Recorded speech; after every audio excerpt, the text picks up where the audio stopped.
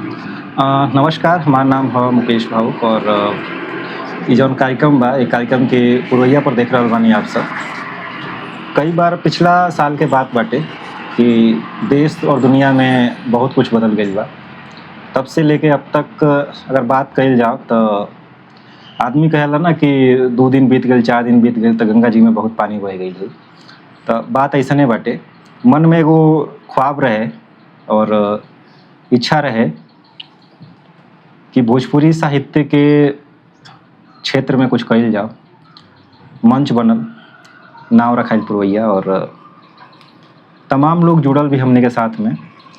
ओही समय एगो पेज रहे भोजपुरी के जौन धीरे-धीरे ग्रोथ करत रहे और लोग भी जुड़त रहे, जुड़नी जा हमने का भी। और आज वो पेज, वो नाम कौनो परिचय के मोहताज नइखे। हमने के साथे बानी शम्स जमील भाई और हम ई अगर कहीं कि हम परिचय बताई कि यहाँ के हईं तो हमको लागता कि नाइंसाफ़ी हुई। शम्स भाई लगभग हमके बुझाता कि जे भी भोजपुरी में काम करत हटे, चाहे वो अच्छा गावत होके, खराब गावत होके, लिखत होके व पढ़त होके, राउर नाव सुनले जरूर हुई। लेकिन अगर वो सब लोग के बात करी, ओमे अगर 1% आदमी के बात करी जेके अगर बतावे के होखी कि शम्स जमील के ह, त आप का बताई उनके? हम अपना रचना के माध्यम से ही बता दें। जी। रचना उ समय के लिखल ह जब जैसे रउआ कहनी कि पेज ग्रोथ होत रहे, जी। लोग चिन्हत रहे। हमार कविता जब वायरल होखे लागल तो बहुत सारा लोग सवाल पूछे कमेंट के माध्यम से, मैसेज के माध्यम से कि रउआ कहाँ से बानी, कहाँ रहेनी, का करेनी। 3 गो मुख्यतः सवाल होला। जी। तो ई सवाल के जौन बाकी जब ढेर लागे लागल तो हम कहनी कि अब कुछ ऐसा होखे के चाही कि लोग पूछबे ना करे कि रउआ कहाँ से बानी। तब जाके ऐसन रचना लिखाई और तब जाके ओकर जौन बाकी नाम पड़ल भोजपुरिया इंट्रोडक्शन, भोजपुरिया परिचय। रचना रहे कि नाम शम्स जमील बाटे, नाम शम्स जमील बाटे, घर बालापुर हो, बड़हरिया से सटले बा तरवारा से तनी दूर। इज्जत के रोटी खानी, इज्जत के रोटी खानी कहे निशान से, बिहार के एगो जिला हटे हम बानी सिवान से। दुबई में रहेनी यही बात के फील बा, दादा रहले मोहब्बत, दादा रहले मोहब्बत, बाप के नाम जमील बा। अब बतिया हम कहतानी जनी करी अनसुना, शादीशुदा आदमी बानी, बड़ा संदूक झुनझुना। तनी मुनी बात पर मेहरारू रोज गरियावेले या खर्चा पानी में लेट हो जाओ तो प्रचंड रूप दिखावेले। नीमन से बाउर कविता जाला लिखाई या जेडे इस्लामिया कॉलेज से कइले बानी पढ़ाई। 2 गो झुनझुना बड़ा सन समर सजल नाव के, आ देही पर हेरा चढ़बे ना करे, एगो आ शेरा एगो पाव के। गाँवे आई तो लोग कहे कि लइका तहार नमूने ह, आ बड़का तो तनी भोला भाला छोटका अफला तूने ह। वीडियो पर लाइक ना मिले, सबसे पंच लाइन बा कि वीडियो पर लाइक ना मिले तो दिमाग हमार जरेला, आ कितनो गाला फाड़ ली के शेयर नहीं करेला। 10 घंटा काम करे नी, जिंदगी से चैन ला पता बा। अगर कबो मिले के होखे तो ई फेसबुक पर हमार पता बा, पुरवइया पर हमार पता बा। ये मतलब इंट्रोडक्शन रहला कि अगर जाने के बाद शम्स जमील के बारे में तो ये पूरा एड्रेस बाटे, घर के नाम पता से लेके सब एड्रेस बा मिल सकेला। लेकिन शम्स भाई कई बार ऐसन होला कि आदमी रचना लिखेला कि हम मतलब समसामयिक रचना होला, हमेशा जे भी कवि होला आसपास का घटना घट रहल बा ओकर हिसाब से लेके शुरू होला। तो हमने कहीं जानल चाहब जा कि मतलब भोजपुरी में मतलब लिखला के रुचि कहाँ से पैदा भइल कि मतलब भोजपुरी में ही लिखे के बाद, ऐसे कि जब आदमी नौकरी करे कहीं बाहर चल जा, वो भी इंडिया में चाहे भारत में रही तो समझ में आवत हटे, लेकिन जब आदमी दुबई चल जाला तो वहाँ का भाषा अलग बा, माहौल अलग बा। तो मतलब भोजपुरी में लिखला के कैसे जगल? देखिए एकरा पीछे वो कहानी बाटे जी। ओकर रचना भी हम सुनाए में रउआ जी कार्यक्रम में रचना के पहले एगो छोटी चुक कहानी सुना देता है। 2012 के बात है। हम भोजपुरी के तब लिखनिहार ना रहनी, हिंदी में लिखत रहनी। हिंदी में वगैरह गजल वगैरह शुरुआत कैले रहनी लिखे खातिर, भोजपुरी के लिखनिहार तबो ना रहनी। तो वो लाइव के वो कार्यक्रम के माध्यम से एगो छोटी चुक अपन हाले फिलहाल 1-2 दिन पहले के रचना रहे हमार, भोजपुरी में लिखल रहे, एगो कविता रहे जी तो वो कार्यक्रम में चूंकि हम वो कार्यक्रम के में आमंत्रित ना रहनी, जी एगो मित्र के माध्यम से चल गई। आ मित्र कहलन कि चलो ना ही जाए वो कार्यक्रम होता हो जा, तू कविता कहानी कहबे करेला, चुटकुला वगैरह कहबे करला, चलो हो जाए वो कार्यक्रम दे दिया। हम कहनी कि चलो वगैरह उहे सब होत रहे। तो गैनी सन कार्यक्रम में मंच मिलल, जैसे तैसे जौन बाकी मंच मिलल, माइक पकड़नी, हिंदी में शुरुआत भइल जी शुरुआत भइल। ओकरा बाद कुछ देर के बाद हमरा लागल कि ना होई, हाल फिलहाल के जौन एगो रचना लिखले बानी भोजपुरी में जी, एकरा के काहे ना सुना दी। रचना रहे भूंड हाथिया पर। जी सुनए भैया सुनए भौजाई, काहे अपना लड़किया के देता रमुआई। सुनए भैया सुनए भौजाई, काहे अपना लड़किया के देता रमुआई। के तारा के हंसाई, के तारा के रोआई, के एक लोटा पानी ले आके पियाई। सुनए भैया सुनए भौजाई, काहे अपना लड़किया के देता रमुआई। इतने कहले रहनी। बहुत ही मतलब कि एकरा कहल जाओ कि भ्रूण हत्या पर आधारित ई रचना रहे, हाल फिलहाल के लिखल रहे। पहिलका हमार ई और वो कह सकता नहीं पहिला कविता जी। यही कविता के सुनैनी, अभी इतने सुनैले रहनी तले मंच के जे संचालक रहे वो स्कूल के प्रिंसिपल भी रहलन, डायरेक्टर भी रहलन। आके हमरा कान में कहलन कि रुआ माइक छोड़ दी और वो भोजपुरी में काहे बोलतनी, हमरा स्कूल में भोजपुरी ना चलेला। तो हम कहनी कि ना चलेला लेकिन भोजपुरी नहीं इलाका हो का भइल, भोजपुरी समझे बुझे वाला सभे बाटे जी। कहलन ना ना ना, उहे क्रम में जौन बाकी वो हमरा हाथ से माइक छीन लेलन। वो बेरा ये दिमाग में बैठ गई, अपमानित भी महसूस करनी, कुछ ज्यादा ही अपमानित महसूस भइल अंदर से। लेकिन दिमाग में कहीं ना कहीं भोजपुरी के प्रति, अपना माई भाषा के प्रति एगो ललक जाग गई कि अब जब हुई तब भोजपुरी में हो।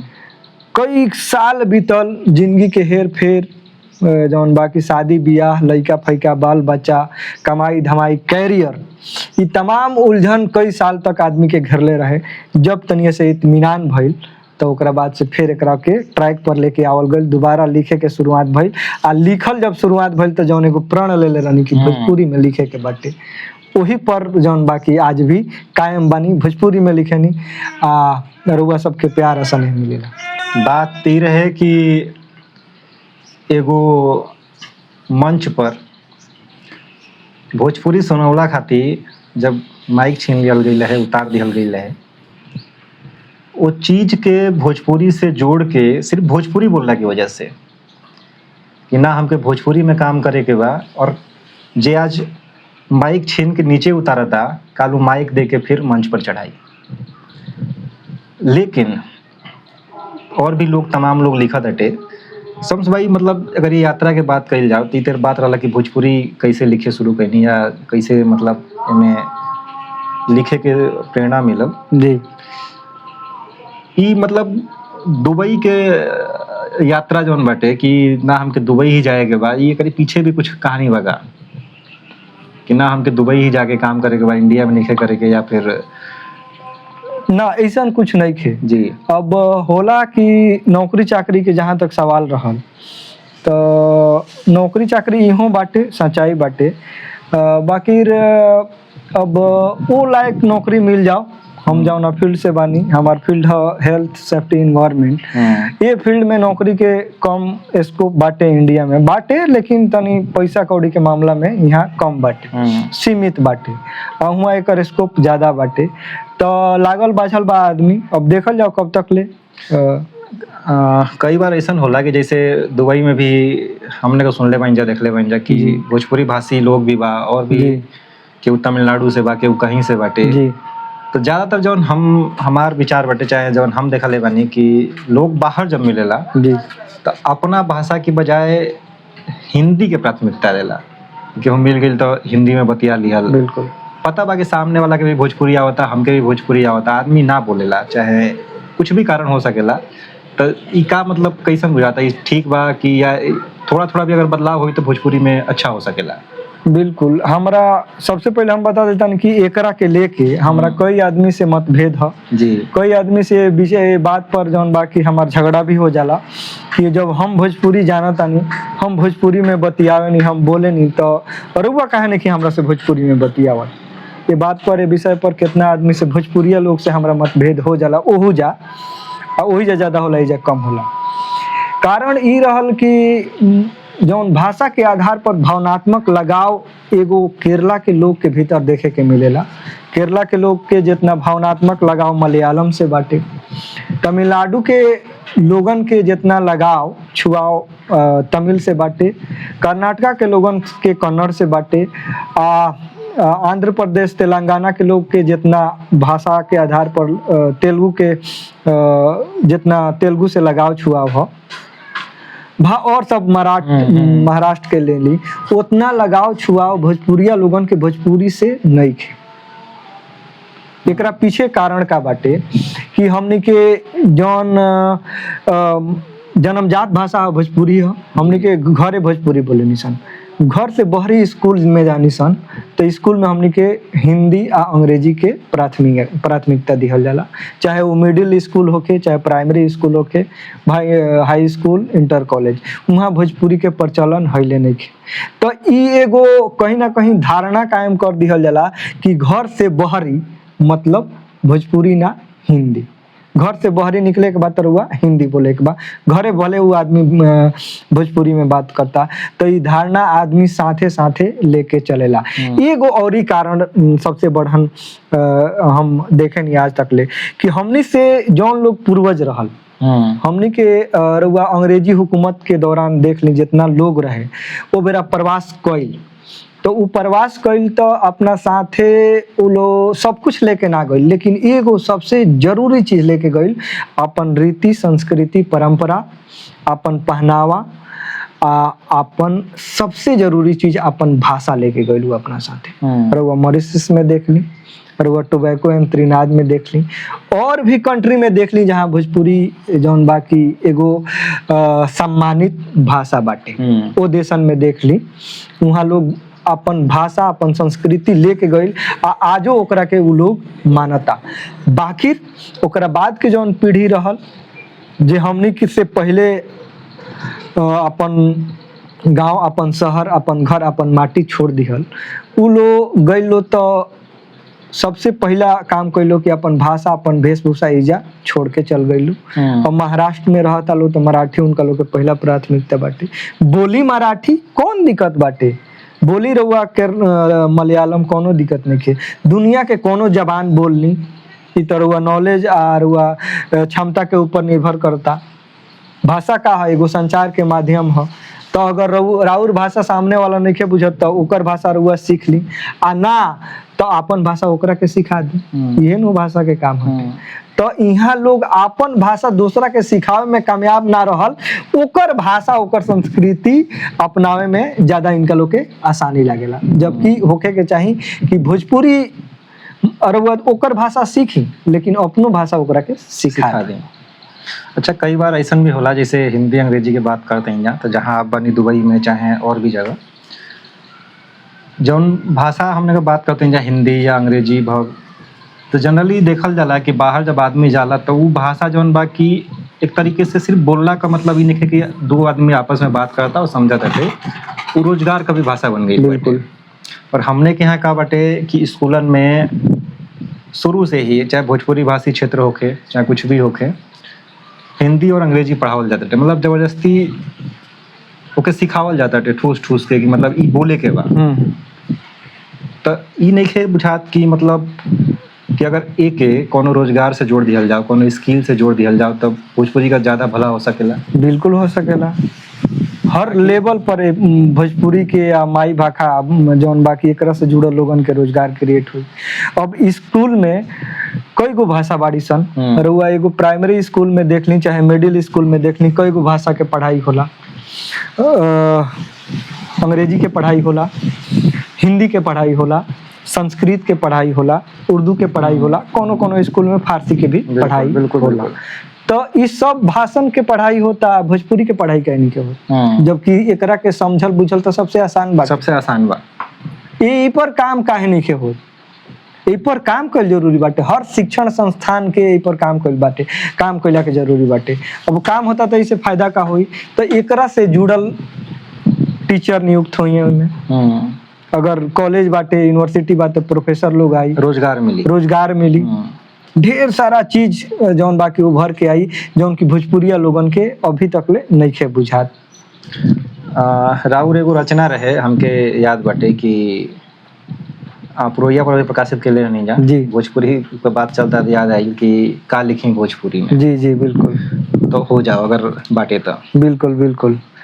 इहो रचना जब लिखले रहनी तो ई मन में प्रश्न आयल कि ट्रेंडिंग के युग चलता, अश्लील भाषा पर अश्लीलता के परत चढ़ल बा कि हमरा के सुनी। मन में कहीं ना कहीं प्रश्न आयल, तब जाके ऐसा रचना लिखाइल कि बानी बड़ा मजबूरी में। बानी बड़ा मजबूरी में का लिखी भोजपुरी में। सोहर समाज से दूर भइल, निर्गुण के दोहन भरपूर भइल। सोहर समाज से दूर भइल, निर्गुण के दोहन भरपूर भइल। अपना रिवाज के ब्याहे के गीत डीजे के आगे चकनाचूर भइल। बहुत अब बिना गीतन अब नीक ना लागे, रोपनी सोहनी के मजदूरी में। अब बानी बड़ा मजबूरी में का लिखी भोजपुरी में। देखी भोजपुरी एगो ऐसन भाषा ह जौना में हर गतिविधि के गीत बाटे, हर रीति संस्कृति के गीत बाटे। बिल्कुल। कटनी, बन्हनी, ओसौनी, चलनी, जात के पिसाई, ई गतिविधि हो गई। पारंपरिक गीत ले ली, सोहर, झूमर, खिलौना, ये तरीके के कितना गीत बाटे। हर गतिविधि के गीत भोजपुरी में मिल जाए जौन की कोनो दुनिया के कोनो भाषा में नहीं खे, वो भोजपुरी में बाटे। खाली भोजपुरिया लोगन के समझे बुझे के जरूरत बाटे, तब जाके ऐसन रचना उभर के आवेला, तब जाके ऐसन चीज लिखनिहार लिखेला कि बानी बड़ा मजबूरी में का लिखी भोजपुरी में। सोहर समाज से दूर भइल, निर्गुण के दोहन भरपूर भइल। अपना रिवाज के ब्याहे के गीत डीजे के आगे चकनाचूर भइल। अब बिना गीतन अब नीक ना लगे, रोपनी सोहनी के मजदूरी में का लिखी भोजपुरी में। बानी बड़ा मजबूरी में। बीतल सावन ना कजरी आइल, बीतल सावन ना कजरी आइल, मास चैत ना चैता सुनाइला, कुह के जेरा बरमासा के बिना पूर्वी जग से भाग पर आइल। अल्लाह बिरहा लौक रहल बा, अल्लाह बिरहा लौक रहल बा हजारों कोस के दूरी में। बानी बड़ा मजबूरी में, बानी बड़ा मजबूरी में का लिखी भोजपुरी में, का लिखी भोजपुरी में। तब जाके ऐसा चीज मन में भाव आवेला कि हम का लिखी भोजपुरी में कि हमरा के लोग सुने, हमरा के लोग देखे। तो ये जे भोजपुरी के सुनवैया लोग बा, हमनी के बड़ा ढिढोरा पीटने जा कि भोजपुरी में नीमन काम नहीं खे होत, खाली चारों तरफ अश्लीलता फैलल बा। तो उ देखे वाला की नज़र में बा कि वो भोजपुरी में से अच्छा लेके आवत नहीं जा कि बुरा लेके आवत नहीं जा, या का सुनत नहीं जा।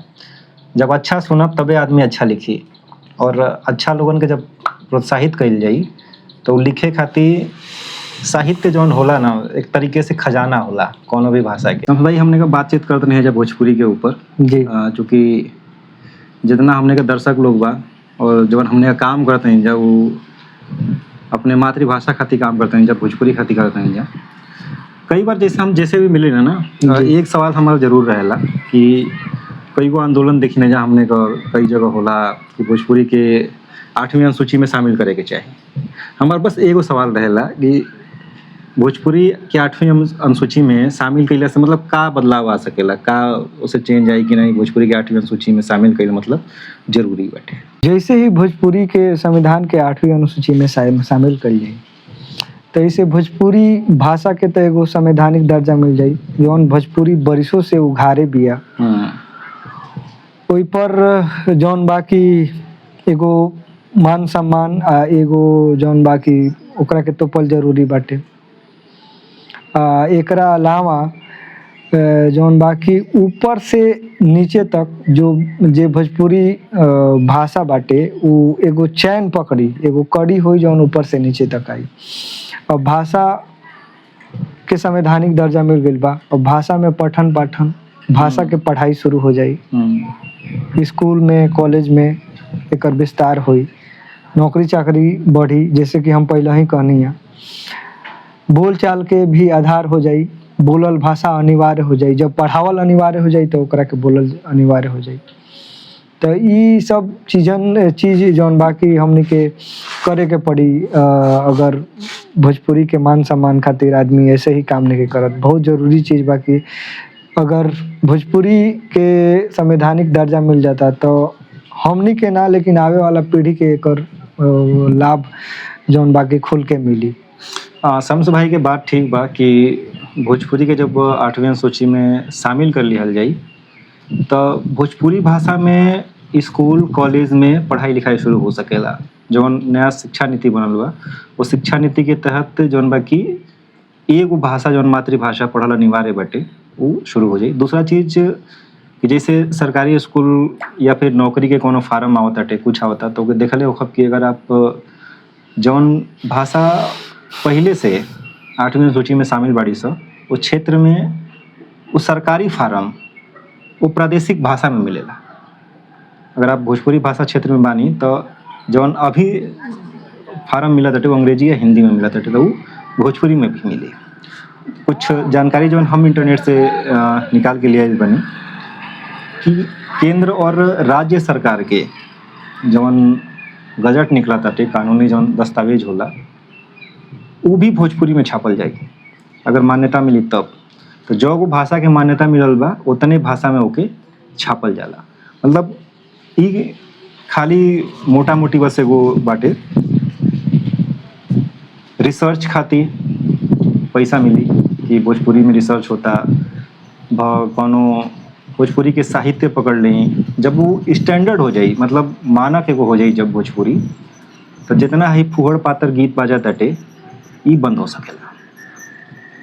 आदमी कोनो कानून के किताब में जब कुछ लिखल रहेला वही के बेस पर आदमी के सजा मिलेला भ कोनो चीज होला। तो भोजपुरी के में भी इहे बा। एक और बात बाटे कि आजकल जेकरा भी हाथ में देखी सबके हाथ में मोबाइल बा, इंटरनेट के पहुंच लगभग सबके पास बाटे। ई इंटरनेट के जौन पहुंच बाटे ई भोजपुरी के जौन अश्लील गीत बाड़ी स चाहे जौन भी बाटे ओकरा के जौन पहुंच बाटे ओके बढ़ा देले बाटे। तो जौन निमन चीज बाटे चाहे जैसे हमने का साहित्य रचत रही जाऊ दब गइल बाटे तो का लागत ना मतलब कि कैसे के सुधार सकेला? सरकार सुधारी, आदमी सुधारी या हमने का सुधारे के कैसे मतलब ठीक हो सकेला? देखिए जनमानस के सवाल बाटे और सबसे बड़हन दोषी हम माने नहीं लिखनिहार लोग के। सबसे बड़हन दोषी तो लिखनिहार बाटे। पहला चीज उहे से उभर के आवता कि लिखे वाला लोग। अब लिखे वाला लोग जाहिर सी बात बा साहित्यिक क्षेत्र से जुड़ल बा। एगो आम आदमी तो केहू लिख नहीं के सकत गाना। लिखे वाला लोग लिखे वाला लोग लिखता, गावे वाला लोग गावता आ सुनने वाला लोग सुनता। एगो थ्योरी पहले रहे एकर पीछे कहानी का बाटे हम रोग के विस्तार से बताओ तनी। कहानी ई बा कि एगो व्यवसायिक क्षेत्र के एगो थ्योरी रहे व्यापार के। व्यापारिक केंद्र जब आयल कि हमने के वर्षों से सुनत निसन कि आवश्यकता आविष्कार की जननी है। ई थ्योरी हमने के सुने निसन सालों तक की थ्योरी आयल कि जब जौन चीज के जरूरत पड़ल वो चीज आदमी बना लिहल ओकर आविष्कार कर दिहल। लेकिन ठीक एकरा उल्टा आज के जमाना में एगो थ्योरी चलता कि आवश्यकता आविष्कार की जननी नहीं है, आविष्कार आवश्यकता की जननी है। बिल्कुल ठीक है ना कि जब जौन चीज के जरूरत रहे तो बनावल गईल। लेकिन अब जौन बाकी चीजन बनत तरीसन प्रोडक्ट बनता।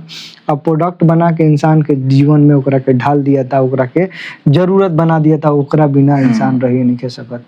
ठीक यह बाटे अश्लील कलाकार लोग के ऊपर कि वो चीज धीरे धीरे अपना भोजपुरी में लेके आवल गईल बा आ ओकरा के इंसान के हिस्सा बना दिहल गईल बा।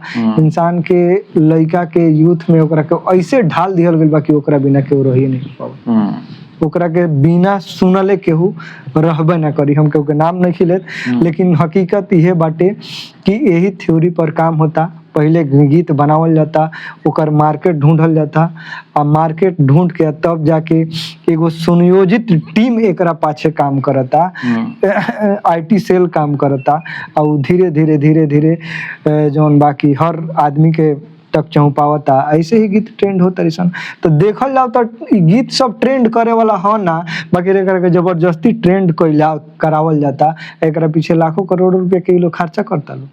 मतलब कि जितना मेहनत वो गीत गाना के फैलावे में लागता अगर उतने मेहनत निमन चीज के फैलावे में लगी तो शायद आज स्थिति कुछ और रहे। बिल्कुल बिल्कुल बिल्कुल ऐसे ही लोग करोड़पति अरबपति वालों।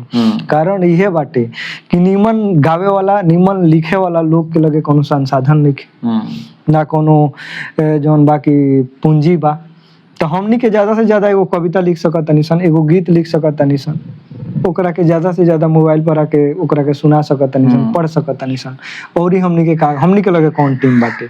यही से निमन चीज पसरत नइखे, अब बुरा चीज के पसरावे खातिर एगो पूरा टीम काम करता, आई लोग कर रहल बाटे पसरत। तो जे लिखत हटे जे गीत आजकल ओके कहल जाला कि तथाकथित जे सुपरस्टार बनल बाटे, ओकरा पीछे बहुत बड़ टीम बाटे, बड़ी टीम, बहुत बड़का टीम बाटे। एगो कोनो चीज ये लोग के खिलाफ बोल दी, उ लोग इतना के गाड़ी फजीयत करी नु, और वह सुनत हो कब आए दिन सुनत हो कब इनका लोग के आपसे में कबो पटरी बैठेला कि ना बैठेला, लेकिन एगो टीम काम करेला। जब इनका लोग के टीआरपी कम हो जाला, जब नाम कम हो जाला, तो जौन बाकी आपस में विवाद हेन तेन रे तुकार एमसीबीसी जौन के कहल जाला, उ लोग शुरू कर देला लो, आ इनका लोग के ग्राफ ऊपर बढ़ जाला, नाम के ग्राफ ऊपर बढ़ जाला। तो एगो टीम भी है इनका लोग के साथे, आ उहे टीम बाकी इनका लोग के गीतन के ट्रेंड करावती है, और ही कोनो कारण नहीं है। तो कई बार ऐसा होला कि जैसे जे लिखत हटे जी, आज 20 साल के होई, 25 साल के होई, 30 साल के होई आदमी लिखे वाला, अगला 25 साल 30 साल में वो लोग वही एज में हुई जना एज में गाना निक ना लगे, तो का लगा था भोजपुरी कैसे देखी वो लोग के? देखी ई लोग जैसन लिखनिहार बालो, ई लोग कम समय के जौन बाकी स्टार बालो। अगर कोनो चीज समाज में अगर वह बनल रहे के चाहता नहीं नु, तो वह बहुत कुछ सोचे के पड़ी, बहुत कुछ धीरज अंदर होके के चाहिए। शारदा सिन्हा ना बन पाइलो, रसूल मियाँ ना बन पाइलो, बिल्कुल ठीक, भिखारी ठाकुर ना बन पाइलो, रघुवीर नारायण ना बन पाइलो, महेंद्र मिश्र ना बन पाइलो। जौन मान सम्मान उनका लोग के आज समाज देला, ई लोग तो कभी बन नहीं खेलो सकत। भले पैसा कमा के अरबपति वालो, करोड़पति वालो, लेकिन उ मान सम्मान इनका लोग के कहीं ना मिली। हर स्टेज पर, हर जौन बाकी मंच पर गाड़ी फजीयत चली इनका लोग के। अपन जब लाजे नहीं खे तो लाज घोर के आदमी पी ले बात, तो वो का उपाय बाटे। मतलब कहला का मतलब ई कि ये सब आदमी जौन बाटे पैसा जरूर कमाताटे, पर जब आज से 10 साल 20 साल की बाद जब नाम देखब, तो वो शारदा सिन्हा रही हैं, भिखारी ठाकुर रही हैं, महेंद्र मिश्र रही हैं। तो महेंद्र मिश्र, भिखारी ठाकुर और शारदा सिन्हा जैसा लेवल अगर नहीं बना सकत, तो कम से कम ऐसा लेवल बनाए कि भोजपुरी की वजह से लोग आपके याद करें। आवे वाला पीढ़ी, आखिर वो लोग के घर में भी केहू ना केहू तो होई जे बैठ के देखत होई, माता बहन केहू होई, तो थोड़ा सोचे विचारे के बाटे। और अच्छा एक चीज़ और भी बाटे कि अब जैसे कई बार होला कि इंटरनेट पर कोनो चीज़ वायरल हो जाले, हम देखले बानी कि इंटरनेट पर कोनो चीज़ वायरल हो गई तो लोग बड़ा मतलब धधा के धरेला, तो कबो ऐसा ऑप्शन आइल बा कि ना? बिल्कुल, कई बेर हमरा साथे तो कई बेर खींचे के भी कोशिश कइल गइल बा। पहले ही कने केहू के नाम जिक्र ना होके के चाहिए, ठीक बा, बाकी कई बार खींचे के लपेटे के कोशिश कर गइल बा। लेकिन हम भोजपुरी खातिर नु काम करता है, हम पैसा खातिर काम नहीं करत। अगर पैसा खातिर काम करे की कोशिश करती तो का जरूरी रहला दुबई में जाके 10 घंटा काम करे? बिल्कुल बिल्कुल, कोनो जरूरत नहीं है हमरा दुबई में नौकरी कैला के। यही जा हम जौन बाकी पैसा कमा सकतनी, अच्छा पैसा कमा सकतनी, लेकिन भाषा के साथे गद्दारी करके, भाषा के अपमानित करके, भोजपुरी के अपमानित करके हम 1 रुपया कहीं नहीं ले सकत, और ना आज तक ले कहीं ले ले बनी। यही कारण है कि आज भी एगो साधारण आदमी की तरह चुपचाप आवे नहीं, या चुपचाप चल जानी, ना कोनो से केहू, ना केहू से शिकवा, ना केहू से गिला, ना केहू से कोनो शिकायत। चुपचाप आएम, जौन बाकी अपन बात कहेम, जितना दिन घरे रहे के रही अपन खुशहाल रही, जौन भी मान सम्मान भी मिलेला सबके, बस जौन बाकी धन्यवाद करे बा, चुपचाप अपन रास्ता पकड़ लेला। माई भाखा से छल करके हम 1 रुपया कमाई तो हमरा कबो अंदर आत्मा गवाही ना दी कि ओकरा के ली हम। अच्छा, कई बहुत लोग बाटे कि शम्स जमील के देख के लिखे शुरू कइले बा जी, और शायद बहुत सारा लोग ऐसन भी होई कि जे आजकल ट्रेंडिंग के दुनिया बाटे, अगर ट्रेंड में महीना 2 महीना 4 महीने में नहीं आवत तो मन थोड़ा डाउन होखे लगेला कि अब लागत अच्छा ना हुई जी। बिल्कुल, तो जे शम्स जमील के देख के लिखे शुरू कइले बा, जे भी लिखत हटे समय, और अभी शुरुआती दौर बाटे, नइखे निमन लिख पावत लेकिन कोशिश करत ताटे, तो लोग के का मंत्र दिहल चाहत? देखिए, सबसे पहले धीरज बहुत जरूरी होला। कविता भाव से निकलेला। अचानक रहुआ जबरदस्ती बैठ जाई या कोनो टॉपिक पर अगर लिखत नहीं तो ना लिख पाए। जब तक ले रहुआ मन में ऐसा भाव ना आई, जब ले वो चीजन के ज्ञान रहुआ हासिल ना होई, अब में लीन ना होके, तब तक ले कोनो भी रचना, गीत होके, कविता होके, और ही जौन भी चीज बाटे, गजल होके, रहुआ ना लिख पाए। तो सबसे पहले वो चीज में वो चीज रहुआ भीतर आवे के चाहिए। आ ई चीज करे खातिर धीरज बहुत जरूरी होला। रहुआ धीरज राखी। भोजपुरी में लिखत नहीं तो ईमान के चली कि आज ना तो काल रहुआ के लोग चिन्ह ही जानी। ये हमारा अपन आत्मविश्वास, अपन अनुभव कहेला कि रहुआ के लोग मान सम्मान दी, रहुआ के लोग चिन्ह, बशर्ते रहुआ भीतर धैर्य होके के चाहिए। जौन शम्स जमील के रहुआ सुनता नहीं, देखता नहीं। कबो ऐसा भी रहे कि हमरा कैमरा पकड़े के लूर ना रहे, अपन माइक पकड़ के माने बड़ी अजीब तरीका से वीडियो रिकॉर्ड, आज से 5 साल पहले के अगर रहुआ हमार वीडियो देखता नहीं तो वो बेरा देखे कि रचना भी मतलब वो लेवल के ना रहे, बाकी धैर्य रहे अंदर कि ना हमरा भोजपुरी में काम करे के बाटे। तो धीरे धीरे लोगन के जौन बाकी भीतर भाव रहे के चाहिए, मन में धैर्य रहे के चाहिए कि लिखी। बाकी मतलब उतावला जन होखी, इतना जल्दी उतावला होके घबराए के नहीं खे। आज ना तो काल रहुआ लोग के चिन्हबे करी, जनबे करी। लिखे से पहले रहुआ सबसे गुजारिश रही कि पढ़ी। सबसे जरूरी चीज होला कि रहुआ पढ़ी। रहुआ भोजपुरी में किताबन के कमी नहीं खे। हालांकि हम अभी तक हमार किताब नहीं खे आई, एकरो कहानी बताएब, हम आगे बताएब कि काहे ना पर काम भइल। लेकिन लिखे से पहले बहुत ऐसा भोजपुरी के लिखनिहार बालो, वरिष्ठ लेखक बालो, सबके आदर सत्कार रहेला हमेशा। वो लोग के आज भी हमरा से भेंट मुलाकात है, जे भेटाला वो हमरा के किताब दे देला। हालांकि हमरा बड़ा शौक है, हम किताब किनियो के पढ़े नहीं, किनियो के रख ले बानी। हालांकि समय कम मिलेला, लेकिन पढ़ल बहुत जरूरी बाटे। अगर किताब नहीं पढ़त तो रउआ फेसबुक पर, सोशल मीडिया पर जे भी राउर वरिष्ठ लोग बाटे वो लोग के पढ़ी, बहुत कुछ सीखे के मिली। जब रुआ पढ़े ना तब तक ले ई जौन ना कहनी त्रुटि आवते रही, बीच में रुआ गड़बड़ चीज होते रही। ये मतलब भोजपुरी के बात चलता था, अगर ये सब छोड़ दिया जाओ, भोजपुरी के अगर बात चलता तो चलते रही, मतलब निजी जीवन में शम्स जमील के का पसंद था भोजपुरी के अलावा? हम किशोर कुमार के बहुत सुने नहीं। किशोर कुमार, मोहम्मद रफी, मुकेश दा के गीत हमरा बड़ा पसंद है, आज भी हम सुने नहीं। अब बहुत लोग हमरा से कहेला कि रउआ भोजपुरी में कोनो गाना के स्टेटस लगा दनी, चाहे रील डाल दनी कोनो गाना पर, तो रउआ तो भोजपुरिया है। तो भोजपुरिया तो है, एमे कोनो दूर है नहीं खे।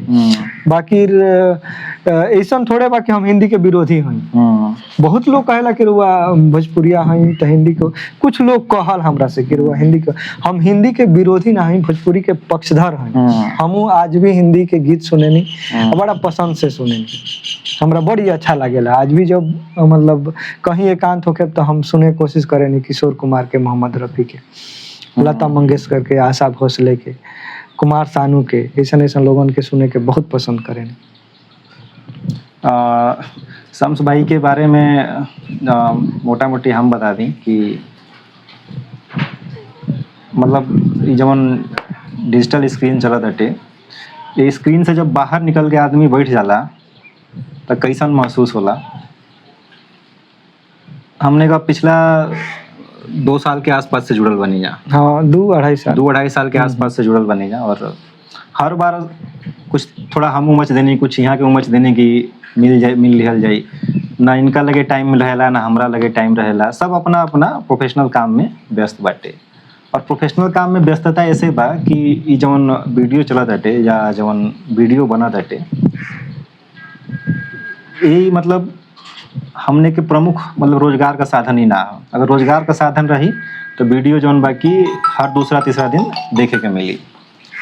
इससे पहले जौन इंटरव्यू के लिए रहनी नुरैन भाई के, वो इंटरव्यू तकरीबन 1.5 साल पहले भइल रहे। बीच में भी कुछ इंटरव्यू कैनी, 1 या 2 इंटरव्यू के लिए बनी, वो सब रखल बा। लेकिन हमार रहे कि अगर 1 इंटरव्यू कर ले बनी तो दूसरा इंटरव्यू जौन बाकी शम्स भाई के आई, ओकरे बाद ही ओके एडिट करके डालो। तो जब निमन आदमी से आदमी मिलेला तो हमारा जैसन आदमी या आपके जैसन आदमी जो देखा ताटे वो भी निमन हो जाला। और शम्स भाई भोजपुरी खातिर बड़ा अच्छा काम कर रहा बाड़े। इनका गांव में आके, इनका घर में आके जितना हमरा के निमन लागल, सुने के मिलल, उम्मीद बा उतने निमन, उतने बढ़िया आप सबके भी लागल। शम्स भाई कुछ रचना हो जाओ तब एक एक खत्म करिए। हमने कहा शम्स भाई से बात कर नहीं है कि भोजपुरी के बारे में, चाहे यहाँ के जीवन परिचय के बारे में, तो काफ़ी सारा बातचीत भइल। शम्स भाई लगभग वीडियो के एंड में हम सबसे पूछी ना कुछ सवाल जौन कॉपीराइट है कि नहीं, सवाल तो पूछेंगे बच्चा की। जी जी बिल्कुल। आज से जितना बरिस पहले यात्रा शुरू भइल है, चाहे आज जहाँ बाटे, अगला आवे वाला कुछ साल में, 4 साल 5 साल में शम्स जमील अपने आप के मतलब कौना लेवल पर देखा तनी आप? देखिए हम जमीन पर रहल बानी आ जमीने पर रहे। लेवल अगर बढ़ावे के बाद तो भोजपुरी के बढ़ाए, अगर काम करे के होई हम ओहदा चाहतानी तो भोजपुरी के चाहतानी। अपन एगो सामान्य रूप, सामान्य आदमी बन के ही रहे के चाहतानी। काल्हो रहनी जब आदमी कंटेंट वायरल भइल, कविता लाखों लोग करोड़ों लोग देखल सुनल, तो वो बेरा भी हम एगो साधारण आदमी, साधारण व्यक्तित्व के सोझा साथे लेके लोगन के सोझा गईनी। आज भी लोग सोझा ऐसे ही बानी, आगे भी ऐसा ही कोशिश करे कि हमार ओहदा ना बढ़ो, भोजपुरी के मान सम्मान मिल जाओ, वही में हमार जौन बाकी हमार कद वही बेरा बढ़ी जब भोजपुरी के कद बढ़ी। हमरे ना वो हजारों लोगन के जो भोजपुरी खातिर लगातार संघर्षरत बा, जो भोजपुरी खातिर काम करत। तो जवन आज के वीडियो उम्मीद बा बढ़िया लगल हुई। और शम्स भाई के माता जी खाना लेके आयल बड़ी, भोजन लेके, तो भोजन भी कल जाई और वीडियो भी देखे के मिली। लेकिन एक चीज़ और बता दी कि जे देखा तटे कि कार्यक्रम मतलब ऐसा ही चलत रही। और आज शम्स भाई के साथ बातचीत भइल और आगे भी और भी बातचीत हुई। वीडियो और भी बाटे, इतना नहीं है कि सिर्फ इतना ही वीडियो बाटे। फिर मिलल जाई केहू और शख्सियत के साथ में। देखत रहे के बा, बनल रहे के बा हिजा।